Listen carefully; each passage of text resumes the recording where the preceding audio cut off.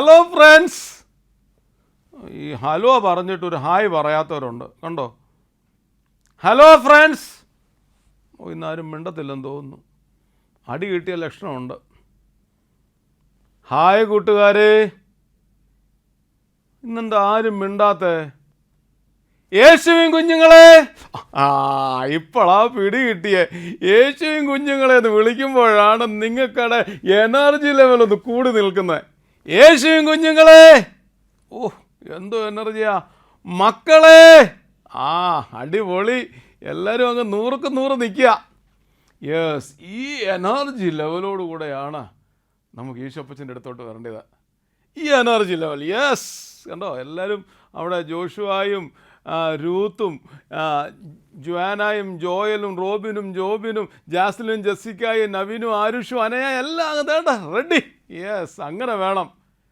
Full energy ലെവലോടുകൂടെ നമുക്ക് യേശുവിനെ ആരാധിക്കാൻ, യേശുവിൻ്റെ പാട്ടുകൾ പഠിക്കാൻ, യേശുവിൻ്റെ ബൈബിൾ ലെസൺ പഠിക്കാനൊക്കെ അവിടുന്ന് ഇടയായി തീരണം. നമ്മുടെ പുറംചട്ടമല്ല, അകം എങ്ങനെയുള്ളതാണ്, അതാണ് പരമപ്രധാനം. അകമേ ക്രിസ്തു വസിക്കുന്ന മന്ദിരം. ആ മന്ദിരത്തെ വിശുദ്ധിയോടുകൂടെ കാത്തു സൂക്ഷിക്കാൻ സാധിക്കണം. ആ വിശുദ്ധിയോടുകൂടെ കാത്തു സൂക്ഷിക്കുമ്പോഴാണ് നമ്മൾ അനുഗ്രഹിക്കപ്പെടുന്നത്. അങ്ങനെയെങ്കിൽ ഉത്സാഹത്തോടെ ആ എനർജി ലെവലോടുകൂടെ നമുക്ക് തുടർന്നുള്ള സെഗ്മെൻറ്റിലേക്ക് പോകാം. ഒന്നായി പാടാം.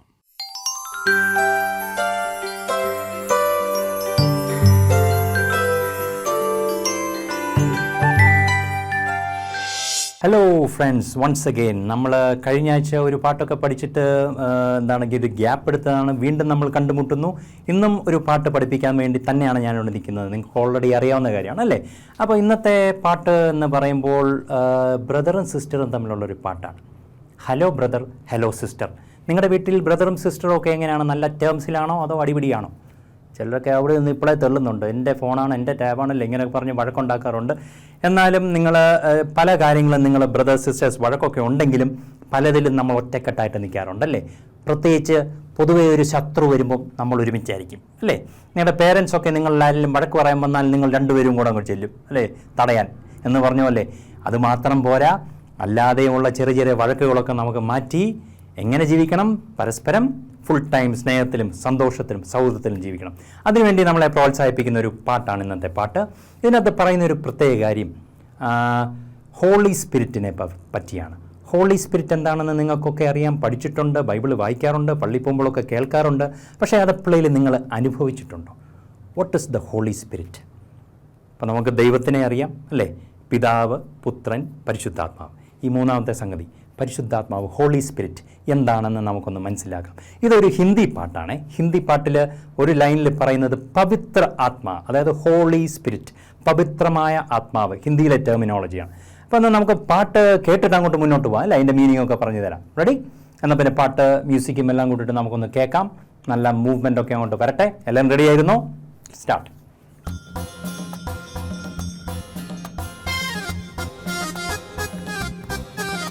കൈകളുള്ളവർക്ക് കൊട്ടാൻ കേട്ടോ. അതന്നെ.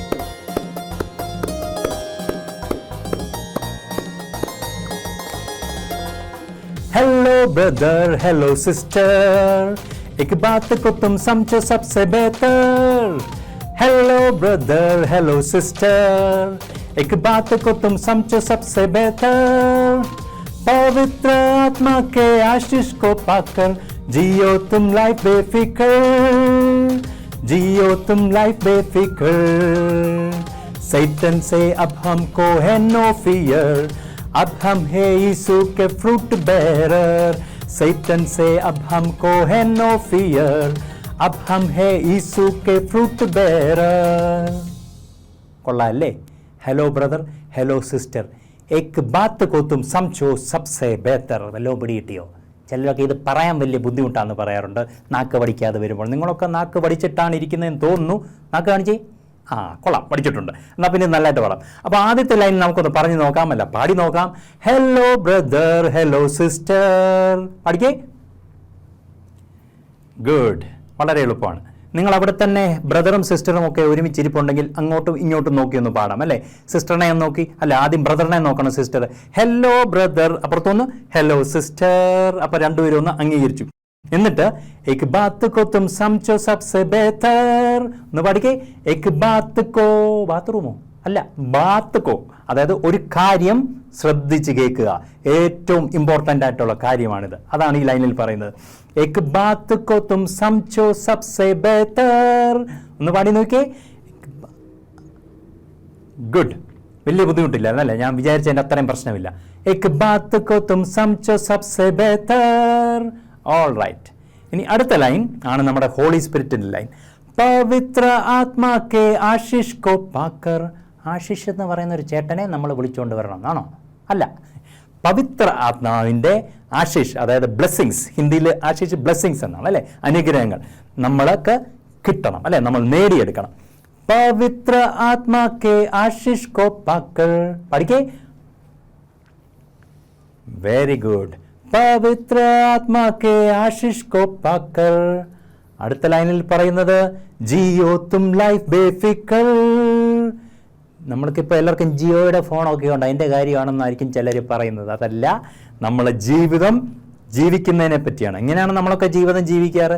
രാവിലെ എണീക്കുമ്പോൾ തൊട്ട് ഇനിയും സ്കൂളിൽ പോകണമല്ലോ, അതിൻ്റെ ടെൻഷന്. സ്കൂളിൽ ചെന്നാൽ പിന്നെ മിസ്സ് വഴക്ക് കുറയല്ലോ, ഹോംവർക്കൊന്നും എഴുതിയിട്ടില്ല, അതിൻ്റെ ടെൻഷൻ അല്ലേ. ഇപ്പം ഇനി പരീക്ഷ വരാൻ പോകുന്ന സമയമായിരിക്കാം, പരീക്ഷയുടെ ടെൻഷൻ. അങ്ങനെ എന്തെല്ലാം. പിന്നെ ചിലരൊക്കെ ഇപ്പോഴും മാസ്ക് ഇട്ടുകൊണ്ട് നടക്കുന്നുണ്ട്, കോവിഡെങ്ങാനും പിടിച്ചാലോ എന്ന് കരുതി അല്ലേ. ജീവിതം മൊത്തം ടെൻഷനാണ്. അങ്ങനെ ടെൻഷനെല്ലാം മാറ്റി വെക്കുക. എങ്ങനെയാണ് മാറ്റി വെക്കാൻ പറ്റുന്നത്? പരിശുദ്ധാത്മാവിൻ്റെ ബ്ലെസ്സിങ്സ് നമ്മുടെ കൂടെ ഉണ്ടെങ്കിൽ നമുക്കിതൊന്നും ഒരു പ്രശ്നമല്ല. ലോകത്തിൽ പലവിധമായ പ്രോബ്ലംസ് വരും, പക്ഷേ അതിനെയൊക്കെ സന്തോഷമായിട്ട്, അതായത് നല്ല ധൈര്യത്തോടെ ഫേസ് ചെയ്യാൻ നമുക്ക് പറ്റും അല്ലേ. അപ്പം ജിയോ തും ലൈഫ് ബേഫിക്കർ എന്ന് പാടിക്കേ. ജിയോ തും ലൈഫ് ബേഫിക്കർ. കൊള്ളാം. അടുത്ത ലൈൻ ഇത് തന്നെ, റിപ്പീറ്റേഷനാണ്. ജിയോ തും ലൈഫ് ബേഫിക്കർ. ഒന്ന് താത്ത് പിടിച്ചു അല്ലേ, ഒന്ന് പഠിക്കേ. ജിയോ തും. ഗുഡ്. എന്നിട്ട് ലാസ്റ്റ് 2 ലൈൻ നമുക്ക് ഇഷ്ടമുള്ള കാര്യമെന്ന് എനിക്ക് മനസ്സിലായി. നിങ്ങൾ അവിടെ ഇരിക്കുമ്പോൾ തന്നെ അത് കേട്ടപ്പോൾ ഒന്ന് തല ഉലുക്കുന്നത് കണ്ടായിരുന്നു. അപ്പോൾ ലാസ്റ്റ് 2 ലൈൻ നമുക്ക് ലൈൻ ബൈ ലൈൻ പറഞ്ഞു തരാം. സൈറ്റൻ സേ അബ് ഹംകോ ഹേ നോ ഫിയർ. പഠിക്കേ. സൈറ്റൻ സേ അബ് ഹംകോ ഹേ നോ ഫിയർ. അതായത് സൈറ്റനെ, സാത്താനെ നമുക്കിനിയും യാതൊരു പേടിയുമില്ല അല്ലേ. എന്തുകൊണ്ടാ? അബ് ഹം ഹേ യേശു കെ ഫ്രൂട്ട് ബെയറർ. ഇപ്പം ഞങ്ങൾ യേശുവിൻ്റെ ഫലവാഹകരാണ് അല്ലേ. യേശുവിൻ്റെ ഫലവാഹകരെന്ന് പറയുമ്പോൾ എന്താണ്? നല്ല സ്വഭാവങ്ങളൊക്കെ കാഴ്ചവെക്കുന്ന, മറ്റുള്ളവർക്ക് നന്മ മാത്രം ചെയ്യുന്ന, സ്നേഹം, സഹിഷ്ണുത, ഇതൊക്കെയുള്ള നല്ല കൂട്ടുകാരായിട്ട് മുന്നോട്ട് നടക്കുന്നവരാണ് അല്ലേ. നല്ല ഫലങ്ങൾ കാഴ്ചകൊണ്ട് നടക്കുന്നവരാണ്. അങ്ങനെയൊക്കെ ഉള്ളവരാണോ നിങ്ങൾ? ആണെന്നാണ് വെപ്പ്. പക്ഷേ വീട്ടിലൊക്കെ വന്ന് നോക്കിയാൽ ചിലരുടെ കറക്റ്റ് സ്വഭാവം മനസ്സിലാവും. അല്ല, ഞാനിപ്പോൾ അങ്ങോട്ട് വരുന്നില്ല, ഇപ്പോൾ അവിടെ ഇരിക്കുന്ന രീതിയിൽ തന്നെ നല്ല ചിരിച്ചുകൊണ്ടൊക്കെ ഇരുന്നാൽ മതി. എന്നാൽ പിന്നെ പാട്ട് നമുക്ക് ഒരുമിച്ച് പാടി പഠിക്കാം. റെഡി? മനസ്സിലായല്ലോ പാട്ട്? ഹലോ ബ്രദർ, ഹലോ സിസ്റ്റർ, എക് ബാത്ത് കോ തും സംചോ സബ്സെ ബെഹ്തർ. പവിത്ര ആത്മാ കെ ആശിഷ് കോ പാക്കർ. ജിയോ തും ലൈഫ് ബേഫിക്കർ. ജിയോ തും ലൈഫ് ബേഫിക്കർ. सैतन से अब हमको है नो फियर. अब हम है यीशु के फ्रूट बेयर. ഇത്രയേ ഉള്ളൂ പരിപാടി. എന്നാൽ പിന്നെ നമുക്ക് മ്യൂസിക് ഇട്ട് ഒന്നുകൂടെ നല്ല മിടുക്കരായിട്ട് ചുണക്കുട്ടികളായിട്ട് കൈയൊക്കെ കൊട്ടി അങ്ങോട്ട് പാടാം. Right? Okay, let us start.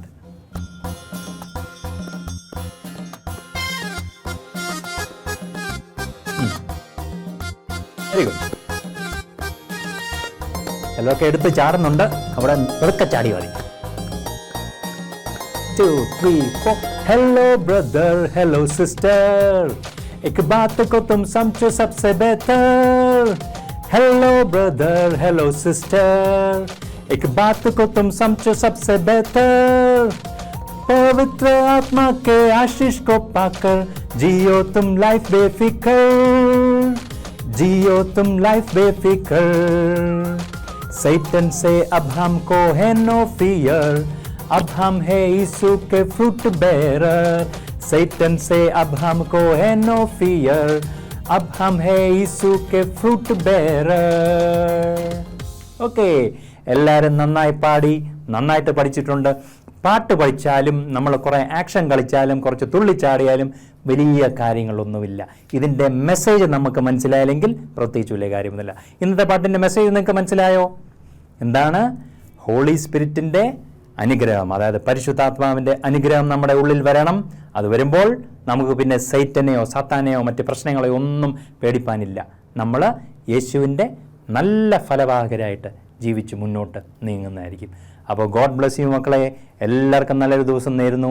ഇന്നത്തെ പാട്ട് എല്ലാവർക്കും ഇഷ്ടപ്പെട്ടെന്ന് വിശ്വസിക്കുന്നു. അടുത്ത ആഴ്ച വീണ്ടും ഇതിലും മനോഹരമായ ഒരു പാട്ടുമായിട്ട് വരാൻ ഞാൻ ശ്രമിക്കുന്നതായിരിക്കും. On that happy note, thank you very much. Bye bye. God bless U.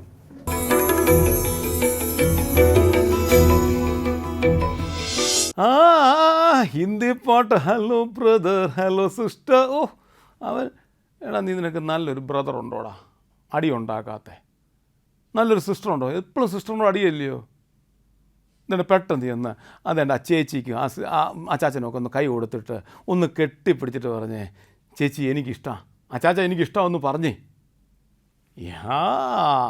യേശുപ്പച്ചനെ കുഞ്ഞുങ്ങൾ ഇങ്ങനെ വേണം, ചിരിച്ച് ആടി മറിഞ്ഞ് സന്തോഷത്തോടെ. Yes yes yes yes yes. എനിക്കും കണ്ടപ്പോൾ സന്തോഷം തോന്നി. പെട്ടെന്ന് ഓടിപ്പോയി എൻ്റെ അച്ചാച്ചനെയും ചേച്ചിയൊക്കെ ഒന്ന് കെട്ടിപ്പിടിച്ചിട്ട്, yes we are one in the Lord, we are one in the spirit. Yes പറയാൻ സാധിക്കണം. ഒരുമിച്ച് ചേർന്ന് ദൈവത്തെ പാടി സ്തുതിക്കാം. നമ്മുടെ അടുത്ത സെഗ്മെൻറ്റിലോട്ടൊന്ന് പോകാം, കഥയിലൂടെ.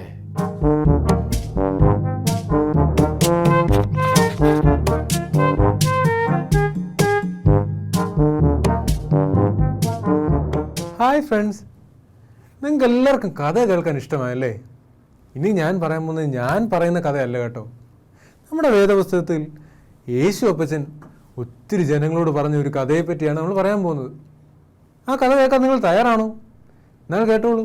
ഒരു ഗ്രാമത്തിലൂടെ ഒരാൾ നടന്നു പോവുകയായിരുന്നു. അവരുടെ കയ്യിൽ കുറേ സാധനങ്ങളൊക്കെ ഉണ്ട് കേട്ടോ. അവരുടെ വീട്ടിൽ അവരുടെ മക്കൾക്ക് കൊടുക്കാനും അവരുടെ ഭാര്യയ്ക്ക് കൊടുക്കാനുമായുള്ള സമ്മാനങ്ങളും എല്ലാമായിട്ട് ഒരു വ്യക്തി ഇങ്ങനെ നടന്നു പോവുകയായിരുന്നു. പെട്ടെന്ന് ഇടത്ത് സൈഡിലും വലത്തുനിന്നും എല്ലാം കുറേ കള്ളന്മാർ അദ്ദേഹത്തെ മണ്ടയ്ക്കിൽ ചാടി വീണു. അതിന് മുകളിൽ വീണിട്ട് അദ്ദേഹത്തെ ഉപദ്രവിച്ചു, അടിച്ച് അദ്ദേഹത്തെ തറയിലിട്ടിട്ട് അദ്ദേഹത്തിൻ്റെ കയ്യിലുള്ള എല്ലാ വസ്തുക്കളുമായി അവർ അവിടുന്ന് കടന്നു കളഞ്ഞു. ആ കള്ളന്മാർ ആ വ്യക്തി ഒരുപാട് ഉപദ്രവിച്ചു. കയ്യിലും കാലിലും എല്ലാം മുറിവുകളായി, മുഖത്തൊക്കെ മുറിവുകളായി, വയ്യാതെ അവശനായി ആ വ്യക്തി ആ തറയിൽ കിടക്കുകയായിരുന്നു. വളരെ ക്ഷീണിതനാണ്. ഇച്ചിരി വെള്ളമെങ്കിലും വേണമെന്ന് അദ്ദേഹത്തിന് ആഗ്രഹമുണ്ട്. എന്നാൽ ആരും അതുവഴി പോയില്ല. പെട്ടെന്നതാ ഒരു പുരോഹിതൻ അതുവഴി ഇങ്ങനെ നടന്നു പോകുന്നു.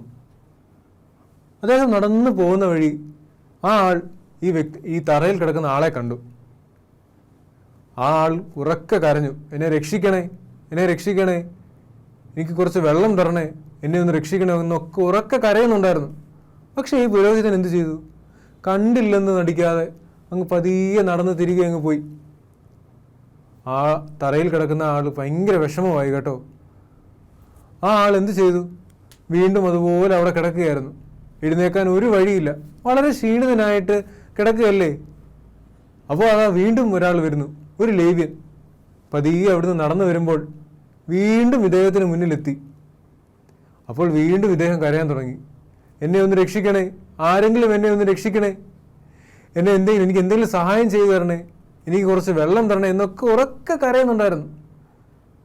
ആ ലേവ്യനും ആ പുരോഹിതനും പോയതുപോലെ ആ ആളെ നോക്കാതെ, ഒന്ന് തിരിഞ്ഞു പോലും നോക്കാതെ ആ വ്യക്തി പതിയെ നടന്ന് തിരികെ പോയി. ആൾ തറയിൽ കിടന്ന അപ്പന് വളരെ വിഷമമായി. വീണ്ടും അദ്ദേഹം ഉറക്കെ കരഞ്ഞു, ആരെങ്കിലും വരണേ, എന്നെ ഒന്ന് രക്ഷിക്കണേ, ആരെങ്കിലും രക്ഷിക്കണേ എന്നൊക്കെ. അപ്പോൾ അദ്ദേഹം നോക്കുമ്പോൾ ഒരു കുളമ്പടിയുടെ സൗണ്ട്. അത് എവിടെ നിന്നാണ് സൗണ്ട്? നോക്കുമ്പോൾ അദ്ദേഹം ദൂരെ നിന്നതാ ഒരു കഴുത നടന്നു വരുന്നു. ആ കഴുത പുറത്ത് ഒരു ശബരിക്കാരൻ ഇരിപ്പുണ്ടായിരുന്നു.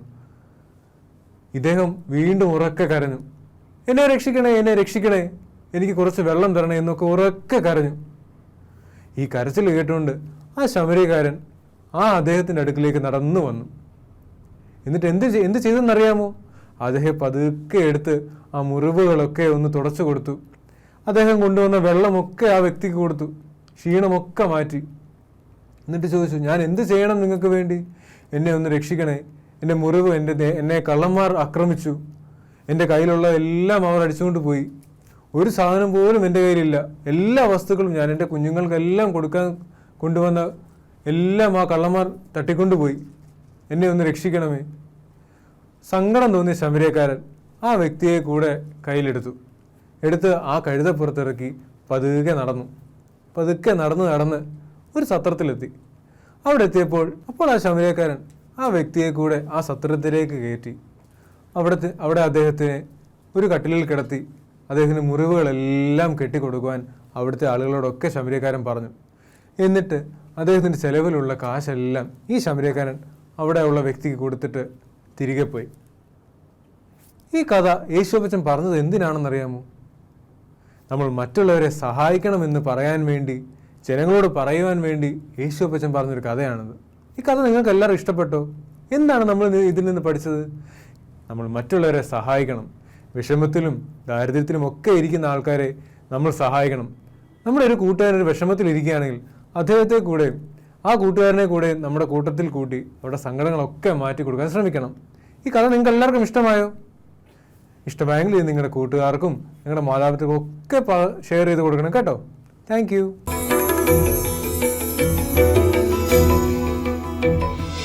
ഞാനൊരു ചോദ്യം ചോദിക്കട്ടെ.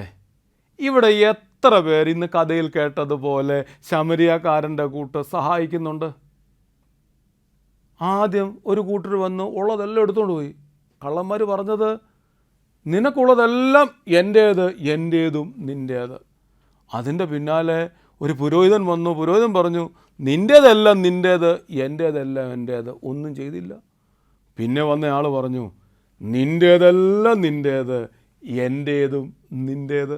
ഓ, എന്തൊരു വിറ്റ്നസ്സാ കുഞ്ഞുങ്ങളെ. ഇവിടെ നല്ല ശമരിയക്കാരൻ അവരെൻ്റെ മുറിവ് കെട്ടുന്നു, സത്രത്തിലെത്തിക്കുന്നു, പണം കൊടുക്കുന്നു, ഇനി വേണമെങ്കിലും തരാം.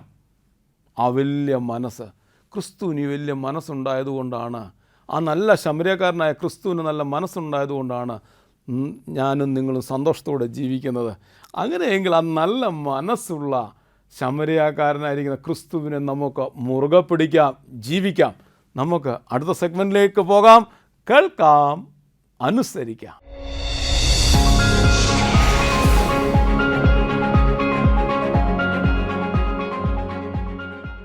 കുരങ്ങാ, കുരങ്ങോ,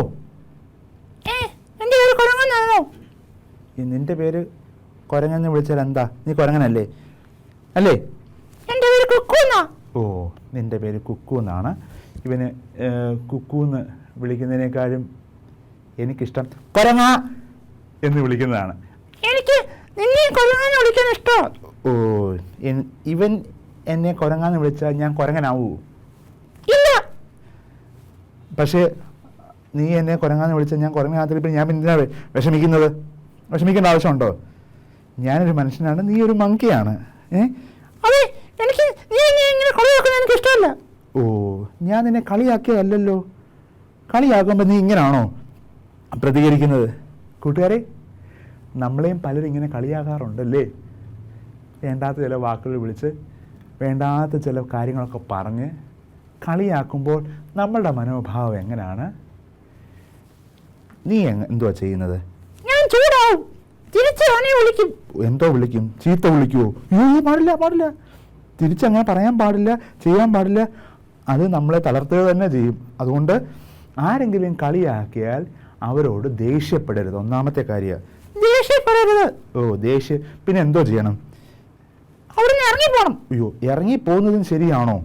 ഒരാൾ കളിയാക്കുക, അവരുടെ മുമ്പിൽ നിന്ന് ഇറങ്ങിപ്പോകുന്നത് ശരിയാണോ? ഒരിക്കലല്ല. ഒന്ന്, കളിയാക്കുമ്പോൾ ദേഷ്യപ്പെടാതെ അവരോട് ചിരിച്ചുകൊണ്ട് സംസാരിക്കാൻ ശ്രമിക്കുക. ചിരിച്ചോണ്ട് സംസാരിക്കാൻ നിനക്ക് പറ്റുമായിരിക്കും, എനിക്ക് പറ്റത്തില്ല. ഓ, എനിക്ക് പറ്റുമോയെന്ന് ചോദിച്ചാൽ പറ്റത്തില്ല. പക്ഷെ ഞാൻ ട്രൈ ചെയ്തുകൊണ്ടേ ഇരിക്കുക ചിരിച്ചുകൊണ്ട് സംസാരിക്കാൻ. കൂട്ടുകാരെ, നിങ്ങളുടെ കൂട്ടുകാരൻ അല്ലെങ്കിൽ കൂട്ടുകാരി നിങ്ങളെ നോക്കി വേണ്ടാത്ത ഒരു പേര് നിങ്ങളെ വിളിച്ചാൽ നിങ്ങൾ ഒരിക്കലും അതാകത്തില്ല. അതുകൊണ്ട് നിങ്ങൾ അവരോട് ഹാർഷായിട്ട് പ്രതികരിക്കാൻ പാടില്ല. അവരോട് ചിരിച്ചുകൊണ്ട്, ചിരി ചിലപ്പോൾ അവരെ മാറ്റിയേക്കാം. അതുകൊണ്ട് ചിരിച്ചുകൊണ്ട് അവരോട് സംസാരിക്കുക തന്നെ ചെയ്യണം. നീ അങ്ങനെ സംസാരിക്കാറുണ്ടോ? പിന്നെ ഞാൻ സംസാരിക്കാറില്ല, ഞാൻ അവരുടെ ഇറങ്ങിപ്പോകും, അവരെ തിരിച്ച് വിളിക്കുകയും ചെയ്യും. ഓ, അതുകൊണ്ട് നീ അങ്ങനെ ചെയ്യാൻ പാടില്ല. കളിയാക്കൽ വേദന ഉളവാക്കുന്നു. ആ വേദനയെ അടിച്ചമർത്തുക തന്നെ ചെയ്യണം. നമ്മുടെ ഉള്ളിലേ പറ്റത്തുള്ളൂ. അത് കുറച്ച് അടുത്ത ആളുകളാകുമ്പോൾ വേദന കൂട്ടും അല്ലേ? വേദന ഒരുപാടുണ്ടാകും. അതെ, എനിക്ക് ഭയങ്കര വേദന. എന്നെ നീ മങ്കിന്ന് വിളിച്ചില്ലേ? ഓ, നിന്നെ ഞാൻ മങ്കിന്ന് വിളിച്ചത് നീ ഒരു മങ്കി ആയിട്ടല്ലേ എൻ്റെ കുക്കു? അല്ലെങ്കിൽ ഞാൻ നിന്നെ മങ്കിന്ന് വിളിക്കുവോ? അതെ, എനിക്ക് മങ്കിന്ന് വിളിക്കുന്നതിനേക്കാൾ എനിക്കിഷ്ടം കൊക്കോന്ന് വിളിക്കുന്നതാ. ഓക്കെ, ഇനി ഞാൻ നിന്നെ ഒരു കാര്യം ചെയ്യാം. മങ്കി എന്ന് വിളിക്കില്ല, കുക്കു എന്ന് വിളിക്കാം. സമ്മതിച്ചോ? അങ്ങനെയെങ്കിൽ കൂട്ടുകാരെ, നിങ്ങൾ ആരോടെങ്കിലും സംസാരിക്കുമ്പോൾ ഇത്തരത്തിൽ കോപത്തോടുകൂടി സംസാരിക്കുന്നത് തീർച്ചയായിട്ടും ശരിയല്ല. അത് നമ്മളെ തന്നെ വേദനിപ്പിക്കും, മറ്റുള്ളവരെയും വേദന ഉളവാക്കും. അതുകൊണ്ട് മറ്റുള്ളവർ കളിയാക്കുമ്പോൾ പ്രതികരിക്കുന്നത് സൂക്ഷിച്ച് വേണം. മൃദുവായ ഉത്തരം കോപത്തെ ശമിപ്പിക്കുന്നു. അങ്ങനെയെങ്കിൽ മൃദുവായി നമുക്ക് ഇടപെടാം. മൃദുവായിട്ട് ഇടപെടുമ്പോൾ മറ്റുള്ളവർ നാണം കെട്ടു പൊക്കോളും, അവർ നാണിച്ചു പൊക്കോളും. അതുകൊണ്ട് മൃദുവായിട്ട് സംസാരിക്കുക. മറ്റുള്ളവരെ വേണ്ടാത്ത തരത്തിൽ പറയുന്ന രീതികൾ നമുക്ക് ഒഴിവാക്കാം. നീ റെഡിയാകൂ. ഇനി ഞാൻ നിന്നെ ഒരിക്കലും മങ്കിന്ന് വിളിക്കില്ല. നീയാണ് എൻ്റെ ലിറ്റിൽ ഹീറോ കുക്കു. ബൈ.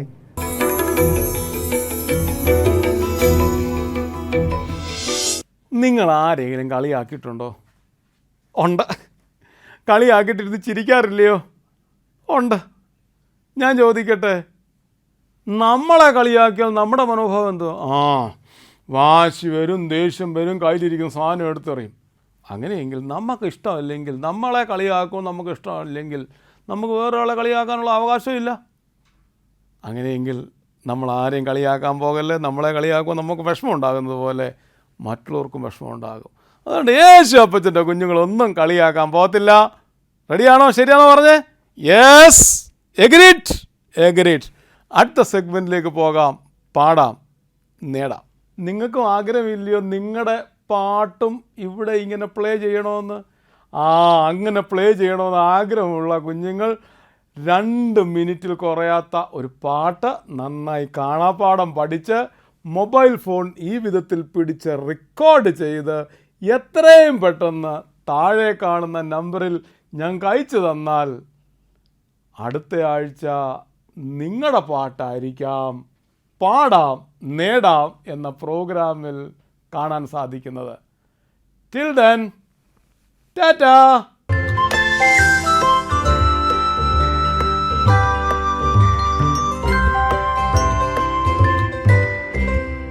അയ്യയ്യോ ആരിവൻ, ശക്തനായവൻ, കരുത്തനായവൻ, അലറുന്ന സിംഹത്തെ വലിച്ചു കീറിയോൻ. അയ്യയ്യോ ആരിവൻ, ശക്തനായവൻ, കരുത്തനായവൻ, അലറുന്ന സിംഹത്തെ വലിച്ചു കീറിയോൻ. മനോഹ തന്റെ പുത്രനാം ദാൻ എന്ന ഗോത്രത്തിൽ ശക്തരിൽ ശക്തനാം ശിംശോനീവൻ. മനോഹ തന്റെ പുത്രനാം ദാൻ എന്ന ഗോത്രത്തിൽ ശക്തരിൽ ശക്തനാം ശിംശോനീവൻ. ശത്രുക്കൾ കൂട്ടം കൂടി ആലോചിച്ചു വലയിൽ വീഴ്ത്തുവാൻ കെണികൾ ഒരുക്കി. ശക്തിയുള്ള മുടികളെല്ലാം മറുത്തെടുത്തല്ലോ. അയ്യയ്യോ വീണു പോയല്ലോ. അയ്യയ്യോ കാഴ്ച പോയല്ലോ. അയ്യയ്യോ വീണു പോയല്ലോ. അയ്യയ്യോ കാഴ്ച പോയല്ലോ. പ്രാർത്ഥനയാൽ ദൈവശക്തി തിരിച്ചെടുത്തല്ലോ. ശത്രുക്കളെ സംഹരിച്ചു ശക്തിമാനവൻ.